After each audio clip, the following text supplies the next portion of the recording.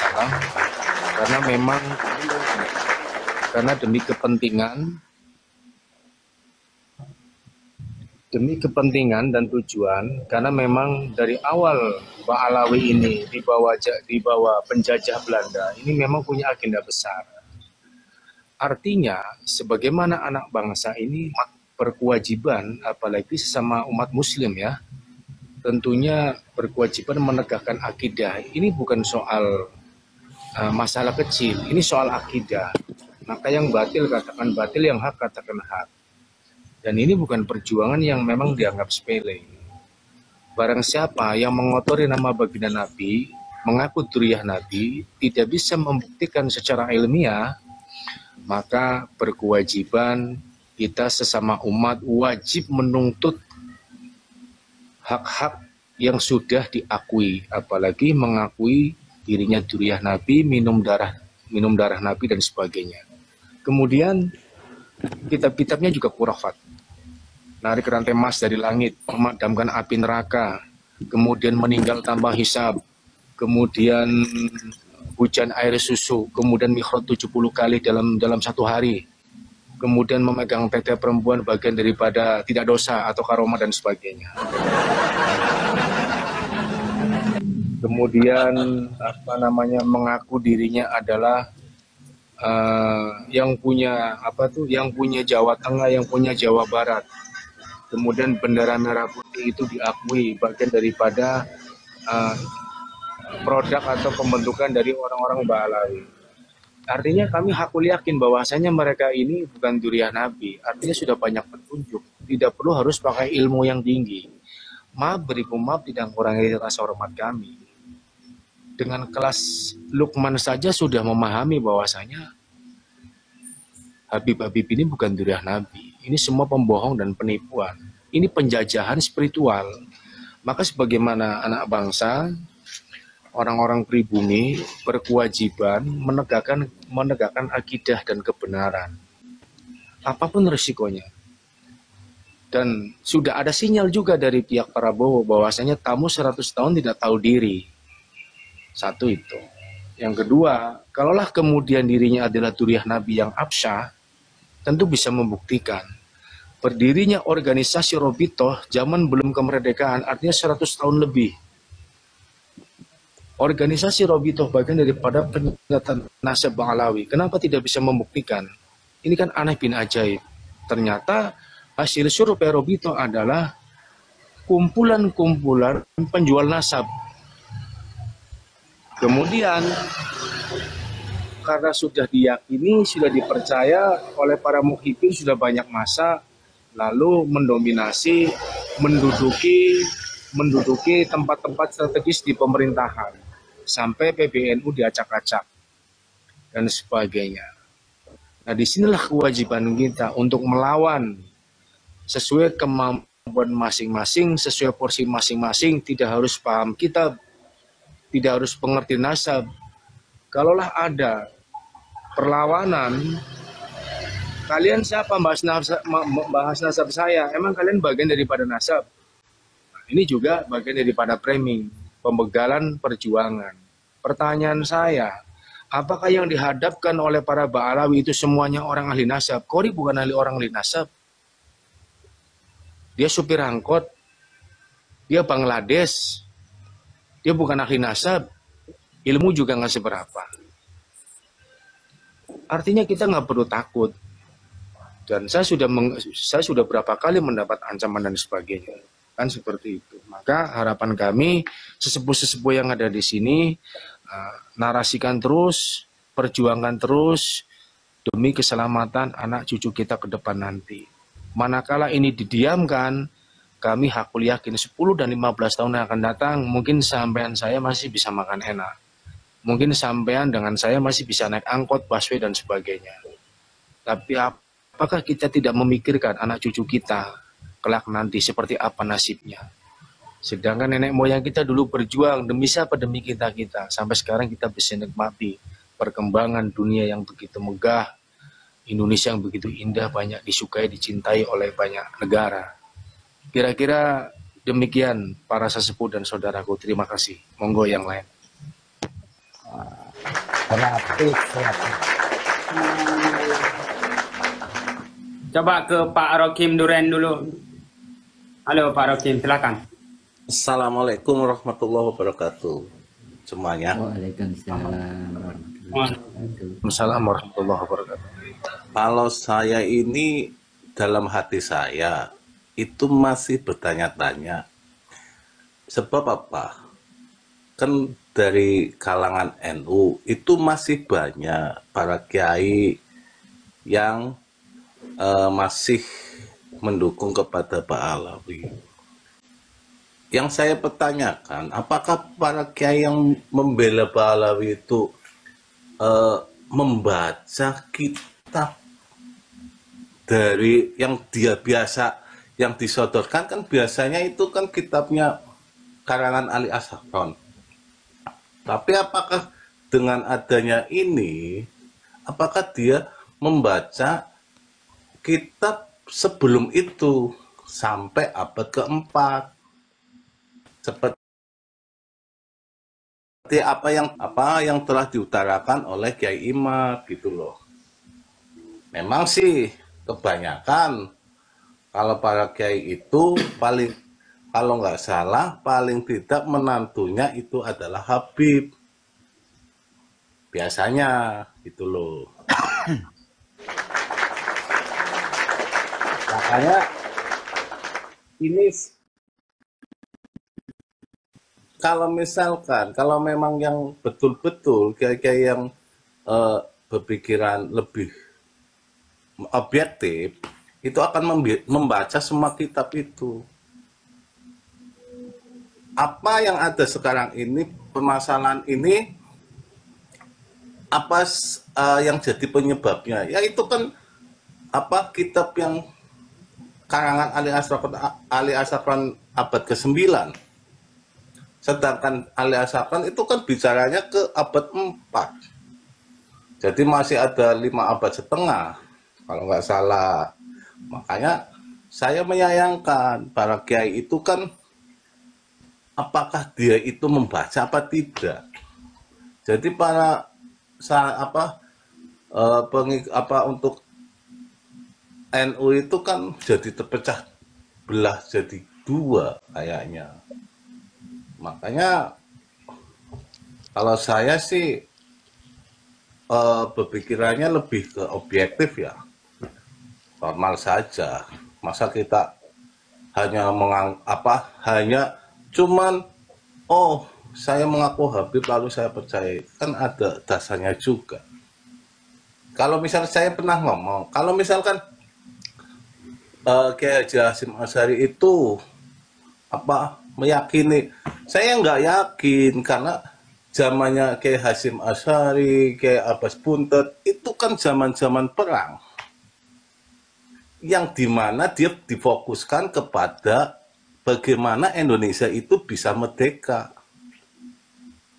Sedangkan Habib itu kan pengikutnya company.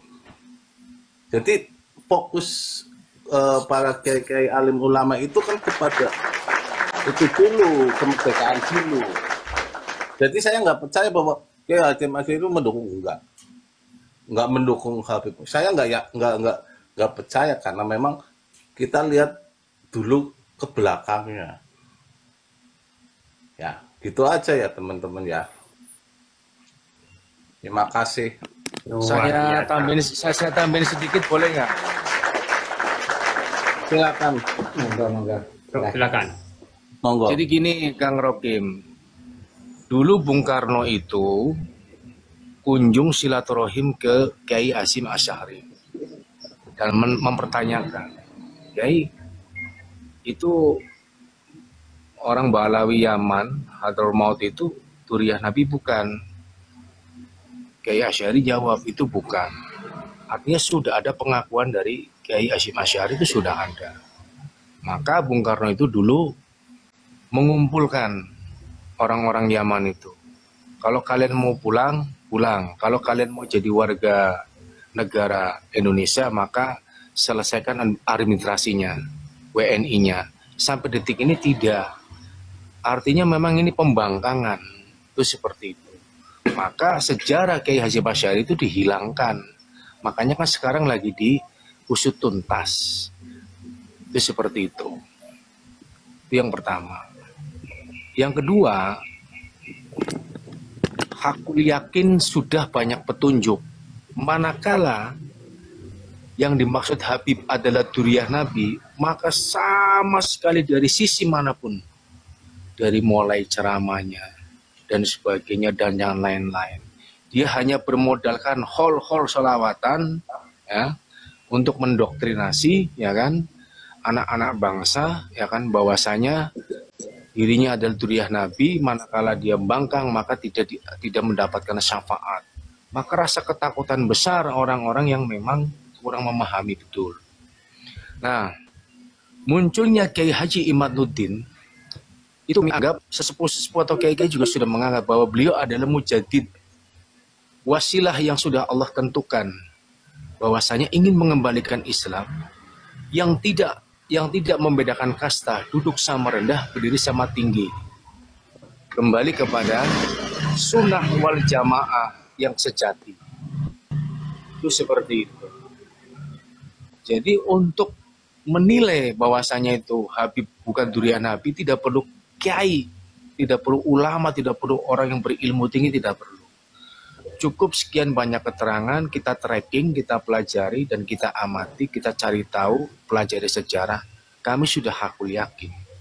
Dari berbagai sudut ya. Kemudian belum ada jawaban ya secara ilmiah yang mendasar baik kitab maupun manuskrip dan sejarah dari tesisnya Kiai Haji Imaduddin. Sampai sekarang nggak ada.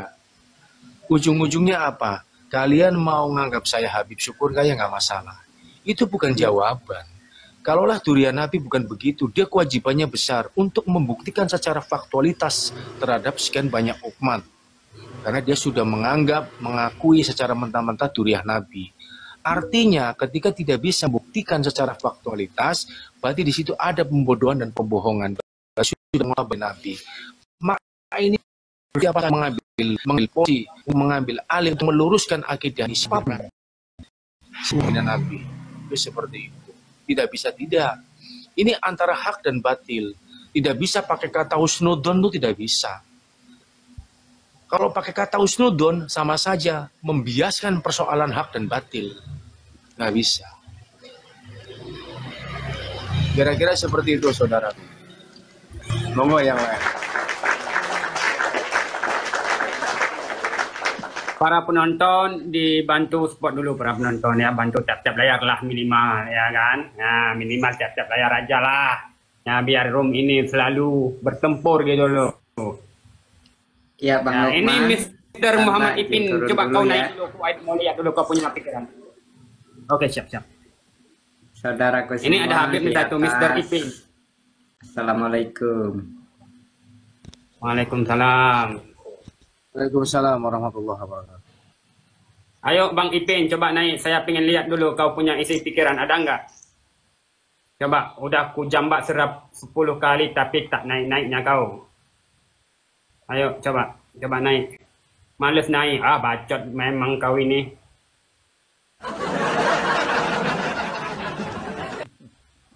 Siapa yang mau turun? Oke, silakan. Yang mau turun boleh. Saya tadi Ya, Bang.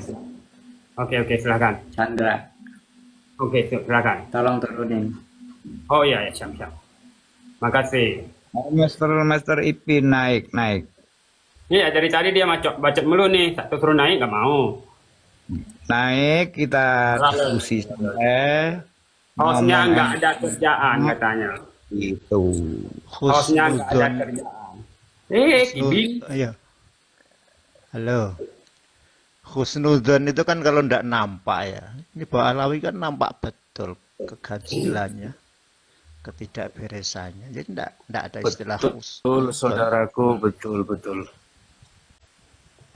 Tapi mereka memang begitu bang. Cuman mereka itu nyap doang, typing gitu toh. Kalau tak suruh naik, mereka nggak mau. Gitu loh.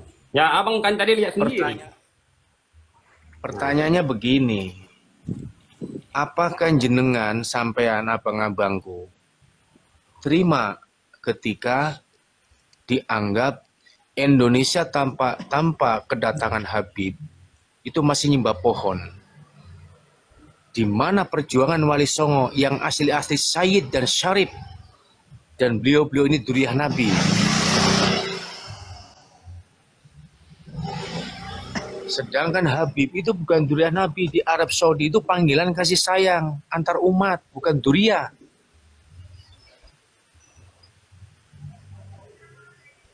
Apakah mau menelan gitu saja atau menerima dengan makalah husnudon? Nggak bisa. Ini masalah yang sudah mengotori nama baginda demi kepentingan gerombolan, demi memperkaya diri, dan untuk meloloskan agenda besar, ingin menguasai aset bangsa Indonesia ini. Contoh, apakah layak sebagaimana duriah Nabi kemudian menggerakkan muhibinya untuk ngebukin Luqman? Apakah begitu duriah Nabi? Sedangkan duriah Nabi yang ngasih Sayyid Syarif, ketahuan segelintir orang saja, dia langsung pindah saking malunya. Karena apa? Dia nggak pernah menunjukkan ini loh saya duriah Nabi, ini loh saya Sayyid, ini loh saya Syarif. Nggak pernah. Dan perilakunya, akhlaknya jauh panggang dari api. Tidak mencerminkan sebagaimana yang dikemukakan dirinya pengakuan duriah Nabi. Jenengan sampean saya, manakala kelak nanti meninggal berharap syafaatnya baginda Nabi, kemudian manakala detik ini saat ini nama baginda Nabi dikotori demi agenda dan kepentingan, terus kita diam, oh nggak bisa. Kalau persoalan korupsi monggo, kalau persoalan yang lain monggo. Ini persoalan yang membawa nama baginda Nabi, junjungan umat muslim sedunia,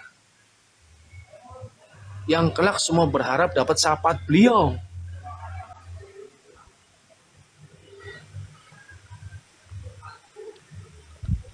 Ini kira-kira seperti itu, abang-abangku, saudara-saudaraku. Oke, yang lain silakan ditambahin. Kalau saya itu kan sederhana saja. Mbah saya dicatat mau dibunuh oleh PKI. Bapak saya dicatat mau dibunuh oleh PKI. Nah, PKI itu kan rata-rata kan mereka kalangan mereka. Dari musuh. Musik Bang Ali. Kan gitu.